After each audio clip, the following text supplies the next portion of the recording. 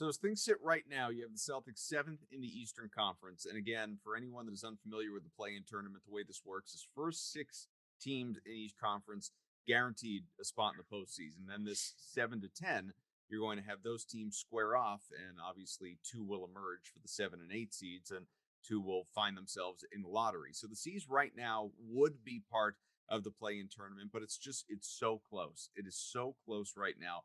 The 4 through 8 seeds through Sunday. Of course, as we talk here Monday morning, you have the Knicks, who, granted, like they're playing above their heads. Credit to them.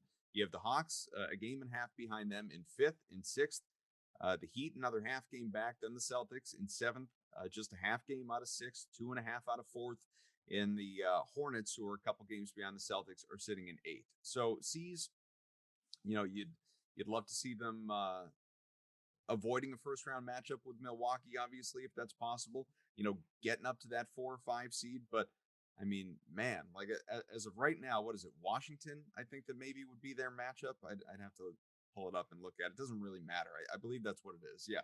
They'd play Washington right now if the season ended. So as we know, there's a lot that happens before then. But even still, I think they play Charlotte, Adam, when it goes 7-8, and then the 9-10 play each other. Is that what it's dropped to now? Yeah. So it's 7. So that would intriguing, 1-game playoff there, right? In Boston and Charlotte, no doubt. Yeah. So Boston would play Charlotte, and then the winner of that automatically gets 7, and then the loser would play either Indy or Washington. So it's just a part of it, obviously, to that point, a little bit confusing for some that haven't paid daily attention to it, as so many have out there stressing over the play-in tournament. I personally, I've never been a fan of the play-in tournament. I've said that in this show, so this is not me being LeBron or Mark Cuban or whoever else, saying as soon as your team is afflicted by it, all of a sudden we hate the play-in tournament. We can get to that. But as it relates to the Celtics, I mean, what is the most, never mind like best case scenario, we know what that is, but how do you think this unfolds? Do you feel like this is just an inevitability into the play-in tournament right now? No, I think they'll pull themselves up, at least to number 6. I do. The rest of their schedule is very, some of this is going to depend on Jaylen Brown, sure, and how his ankle is, and whether they decide, we'd be better off going in the play-in tournament and giving Brown, 8 to 10 days off. If they do that, they wind up in the play-in tournament. Maybe he's healthy, and that's just how it goes.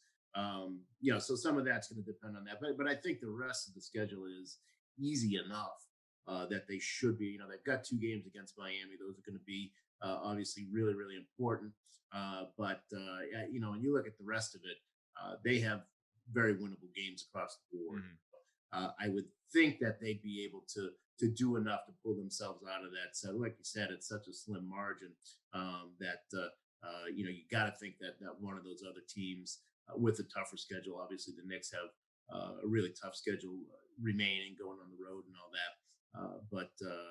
I think the Celtics should be able to do just enough to pull themselves out of that 7 spot and avoid that play-in.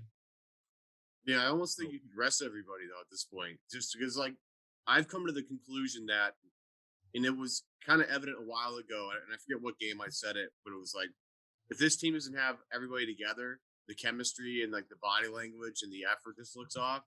But when everybody's together, they have great energy. When they're not, it just seems weird. So, as we get closer to the playoffs, my point was, if they're not going to play, to the energy level you need to play with, and without who cares?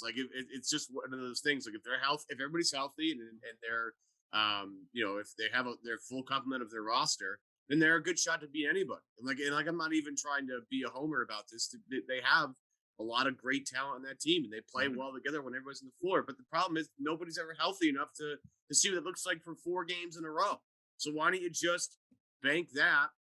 Because especially if you're gonna rest Jaylen Brown a lot, the guy that I feel bad for is Jason Tatum, who's dealing with COVID, trying to get over that, has played a ton of minutes this year, a ton of high leverage minutes this year, and needs a break and can't even get one because he's got to carry the offensive load because both Kemba and Jaylen Brown are going to be injured at this point. So, as much as we want to try and get them to get to a higher seed because it feels like more gratifying if they're the 4th seed instead of being the 7th, again, at this point, I'm so reserved to say, like, whatever.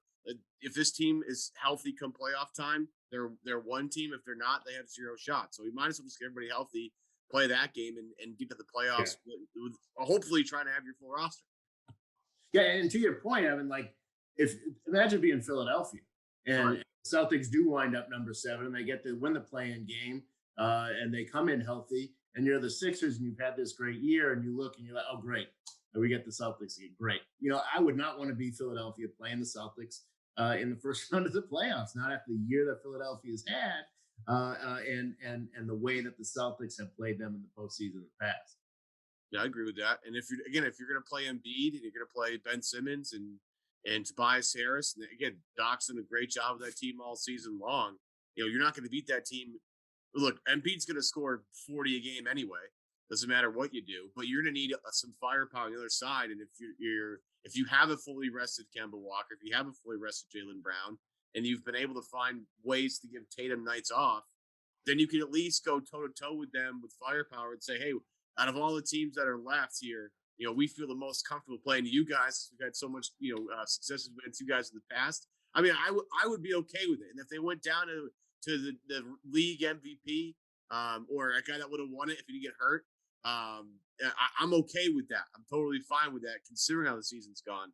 But again, I'm with you, Sean. If I'm Philadelphia, and for some reason, it would be so funny for Philly if the only time the Celtics were healthy at all for the entire 2020-2021 season was the playoffs against them. That would just be hysterical from my point of view. That's all. Celtics in 5.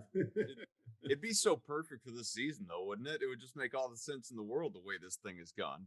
Finally, they've got their guys just in time for the postseason.